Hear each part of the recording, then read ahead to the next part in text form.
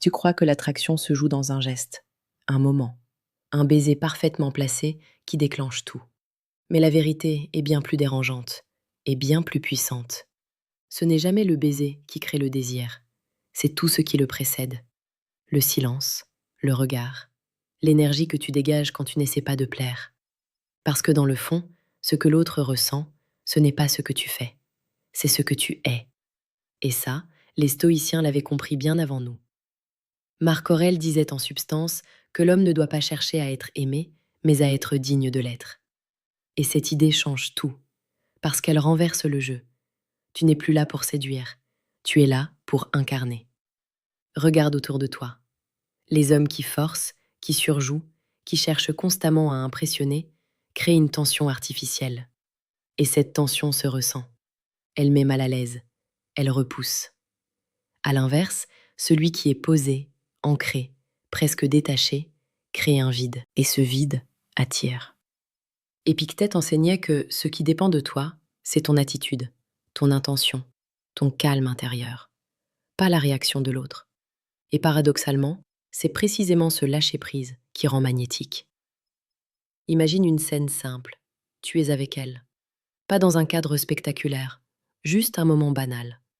Mais tu ne remplis pas le silence, tu ne cherches pas à briller, tu observes, tu ressens, tu es présent. Et dans cette présence, quelque chose se passe.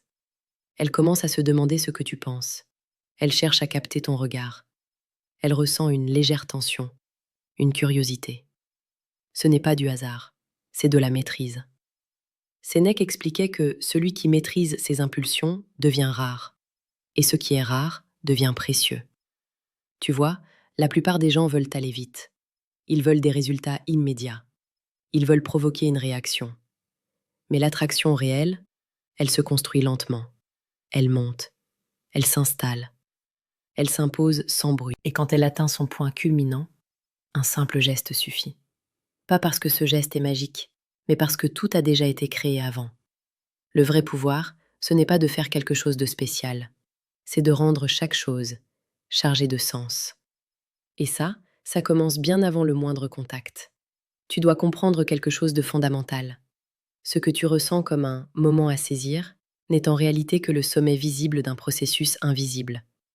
Ce moment où tu te rapproches, où le silence devient lourd, où vos regards ne fuient plus, ce n'est pas un hasard. Ce n'est pas une opportunité qui apparaît soudainement.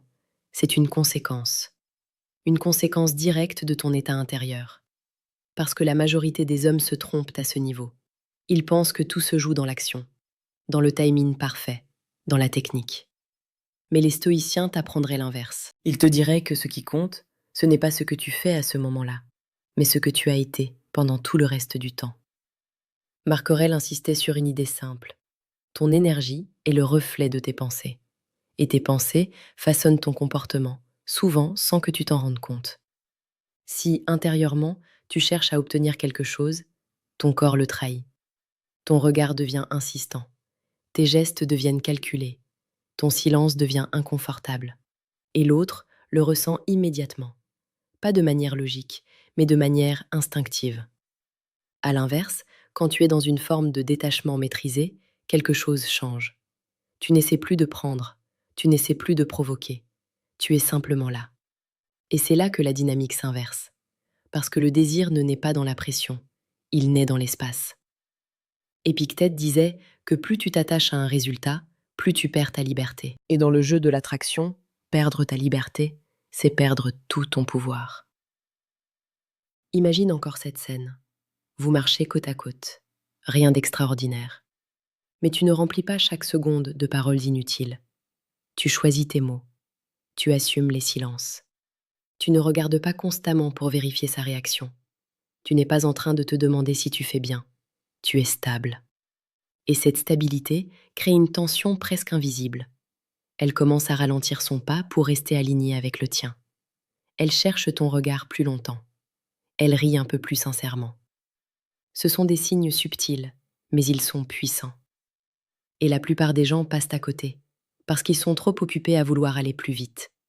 Sénèque parlait du contrôle de soi comme d'une forme de supériorité silencieuse. Non pas pour dominer les autres, mais pour ne pas être dominé par ses propres impulsions. Et ici, c'est exactement ça. Tu ne te précipites pas. Tu laisses la tension monter. Tu laisses l'instant devenir presque chargé. Puis à un moment précis, sans forcer, sans casser le rythme, tu te rapproches légèrement. Pas brusquement, pas avec hésitation non plus, avec évidence. Et c'est là toute la différence. Parce que ce geste ne vient pas combler un manque, il vient révéler ce qui est déjà là. Tu vois, ce qui attire vraiment, ce n'est pas l'audace brutale, c'est la cohérence. Quand ton regard, ton silence, ton attitude racontent tous la même chose. Une présence calme, une maîtrise totale, une absence de besoin. Et ça, c'est rare. Et ce qui est rare attire. À ce stade, tu ne cherches plus à créer quelque chose. Tu accompagnes simplement ce qui existe déjà. C'est presque imperceptible. Un léger rapprochement, un silence plus profond, une respiration qui change. Et si tout a été construit correctement, il n'y a aucune résistance. Parce que ce n'est pas une tentative, c'est une continuité. Et c'est précisément là que tout se joue. Pas dans la précipitation, pas dans une démonstration, mais dans cette capacité rare à sentir et à respecter le rythme. Parce que ce que la plupart appellent passer à l'action est souvent une rupture, une cassure dans l'énergie, une intrusion là où il y avait une montée naturelle. Le stoïcien, lui, ne casse rien. Il observe, il ajuste, il accompagne. Marc Aurèle rappelait que tout dans la nature suit un ordre. Rien n'est forcé, rien n'est précipité. Et quand tu comprends ça, tu arrêtes de vouloir provoquer les choses. Tu commences à les laisser émerger. Ce qui fait toute la différence, ce n'est pas ton courage soudain, c'est ta constance depuis le début. Chaque regard assumé, chaque silence respecté, chaque geste mesuré. Tout cela construit une forme de confiance invisible. Et cette confiance ouvre la porte. Mais attention, beaucoup se trompent ici. Ils pensent que ce moment est une récompense, qu'ils ont réussi. Alors ils changent. Ils deviennent plus pressés, plus insistants, presque fébriles. Et tout s'effondre. Parce que l'énergie change. Sénèque dirait que celui qui ne sait pas rester maître de lui-même au moment crucial n'a jamais vraiment été maître. Ce que tu dois faire, à cet instant, est contre-intuitif. Ralentir, rester présent. Ne pas chercher à aller plus loin que ce que le moment permet. Parce que la vraie puissance, c'est de ne jamais dépasser ce qui est naturellement donné. Et c'est ça qui crée le manque. C'est ça qui donne envie de revenir, de prolonger, d'aller plus loin, mais plus tard. Tu laisses une empreinte, pas une explosion, pas un moment intense suivi d'un vide, mais une sensation qui reste, qui travaille, qui intrigue. Épictète enseignait que ce n'est pas ce que tu fais qui marque les gens, mais la manière dont tu le fais. Et ici, la manière est tout. Tu n'es pas là pour consommer un instant, tu es là pour construire une expérience, quelque chose de fluide, de maîtrisé, de presque inévitable. Et c'est là que tu comprends une vérité que peu de gens acceptent vraiment. L'attraction n'est pas une technique, c'est une conséquence. Une conséquence de ton calme, de ta clarté intérieure, de ta capacité à ne pas dépendre du résultat. Parce que plus tu cherches à obtenir quelque chose, plus tu t'éloignes de ce qui attire réellement. Alors que celui qui est bien sans rien devient naturellement désiré. C'est paradoxal, mais c'est réel. Petite parenthèse, les amis, j'ai créé un manuel complet sur la séduction stoïque. Il t'apprend comment parler avec maîtrise pour créer une vraie attraction. Le lien est en première ligne de la description. On continue. Regarde bien autour de toi. Les personnes les plus attirantes ne sont pas celles qui en font le plus. Ce sont celles qui en ont le moins besoin. Celles qui ne cherchent pas à convaincre. Celles qui ne courent pas après l'attention. Celles qui pourraient partir à tout moment et qui restent pourtant. Et c'est exactement cette posture que tu dois incarner. Pas comme un rôle, pas comme une stratégie, mais comme un état.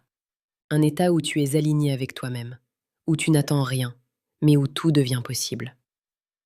Et si tu veux aller encore plus loin dans cette compréhension, si tu veux développer cette présence qui transforme complètement ta manière d'interagir, pense à t'abonner. Pas pour accumuler des techniques, mais pour affiner ton regard, pour comprendre en profondeur ce qui se joue vraiment. Parce que plus tu vois clair, moins tu forces. Et plus tu laisses les choses venir, plus elles viennent naturellement. Au final, ce que tu dois retenir est simple. Ce n'est jamais le geste qui crée l'envie, c'est l'homme qui le porte. Et cet homme se construit dans le silence, dans la maîtrise, dans la patience. Pas dans l'urgence. Jamais dans l'urgence.